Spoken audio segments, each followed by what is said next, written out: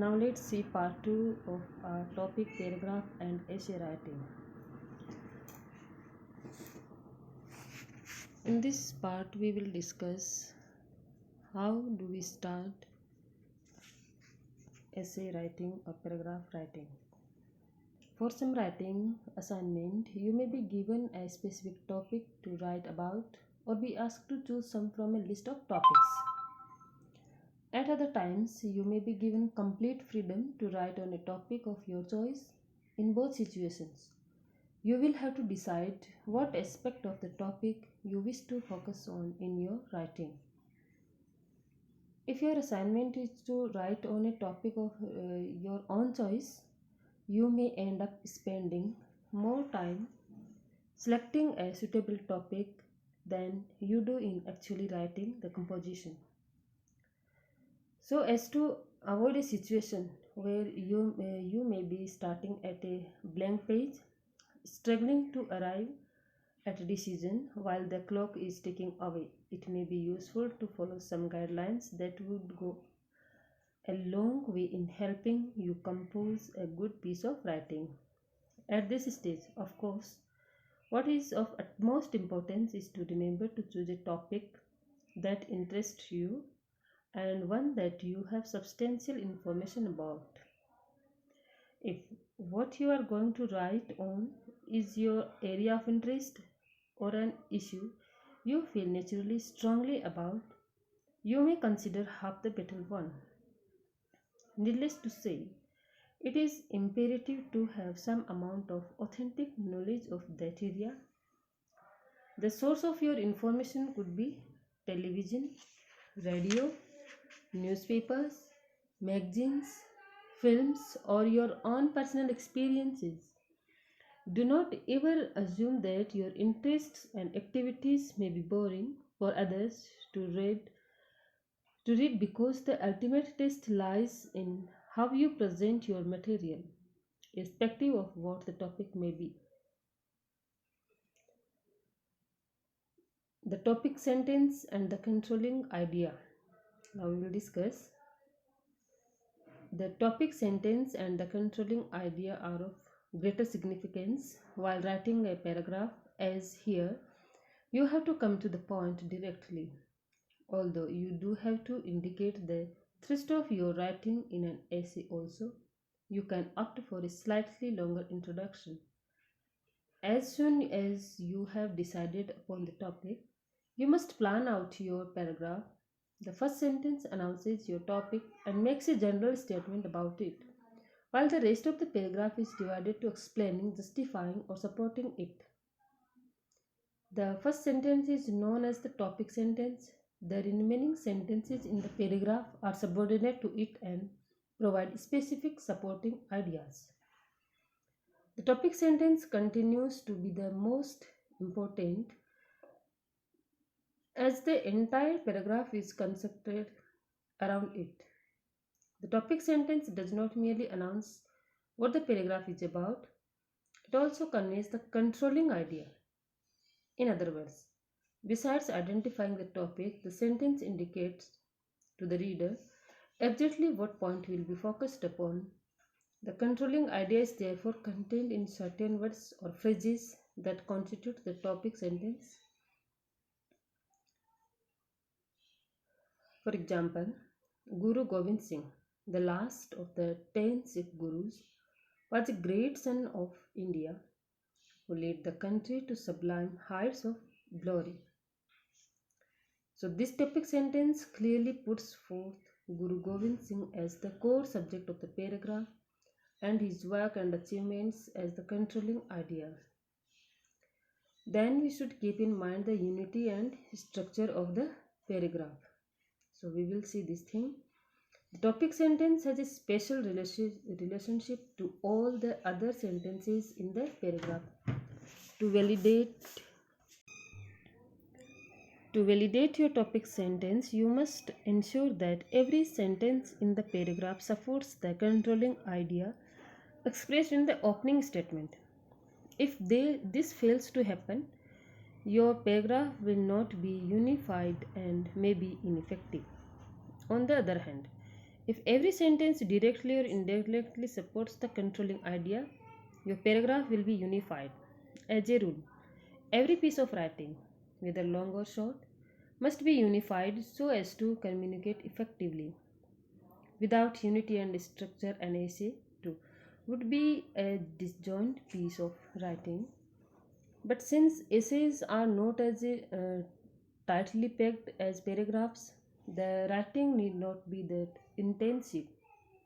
However, while writing an essay, it is important to refrain from wandering and digression. Having more space to write is by no means a license to write matter irrelevant to the main topic. Remember, a long essay is not always a good essay. It is usually important to be pithy and concrete while writing an essay, as it is while writing a paragraph. Then, we should focus on achieving coherence. To be coherent means to be logically connected and consistent. When a reader can move smoothly from one sentence to the next without feeling confused or losing track of the writer's thought process, we can say that the paragraph is coherent. Coherence is achieved by arranging the material in a logical manner and establishing relationship between the various ideas put forth in the essay or paragraph. If the ideas overlap and are disorderly, the reader will lose interest in what he is reading. The importance of achieving coherence so as to communicate effectively cannot be undermined. Order is of importance here and broadly falls under two classifications, namely chronological order and order of importance.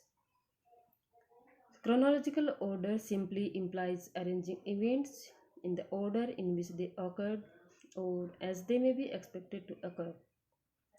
Jumping back and forth in time may only result in confusing the reader. The order of importance is equally vital, whereby you must organize your material according to its order of importance, depending on how strongly you wish to emphasize each step or event. You could start the essay or paragraph with the least important idea, present the next most important idea after it, and save the most important for the end. Then we should keep in mind the length of a standard paragraph. What should be a standard length length of a standard paragraph? Usually, a paragraph is a part of a more elaborate piece of writing where a number of paragraphs would make up one whole. In such situations, paragraphs can be and will be of varying lengths and structures. However, when we engage in paragraph writing as part of the creative writing process, our focus and purpose is different. Here, the paragraph is both the means and the end of all that we have to say, and we have to do so in a limited space. The length of an average paragraph, therefore, should preferably be anywhere between 200 to 350 words. In most cases, the word limit will be specified along with the topic given to you.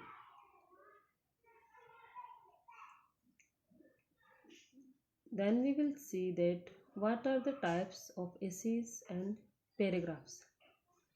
Most essays or paragraphs tend to fall under three broad categories: expository, reflective, or argumentative. Much of the writing you will do in college and perhaps throughout your career is expository. So, expository type of essay or paragraph is important here. The quality of your work will depend on how well you have mastered the skills and concepts that are basic to good expository prose. Expository prose is writing that explains, describes a process, defines a term, or discusses an idea or a point of view. In writing such a paragraph, you have to first of all collect facts and then present them in a unified and orderly fashion where ideas flow easily and smoothly. Then we will see what is a reflective one. A reflective piece of writing is more concerned with thought or reflection. Here, facts are not as important as the thought process of the writer and the presentation of ideas. Then, argumentative type of paragraph is usually written on a controversial topic. You may write for or against the topic. However, a more seasoned piece would be one in which you give different points of view. It would be foolhardy, however, to attempt to classify all writing under one of these heads since every composition has shades of different types in it. It would be equally short sighted to assume that these are the only three kinds of writing that can possibly be there. A longer and more comprehensive list of the different kinds of essays and paragraphs has been drawn out for you.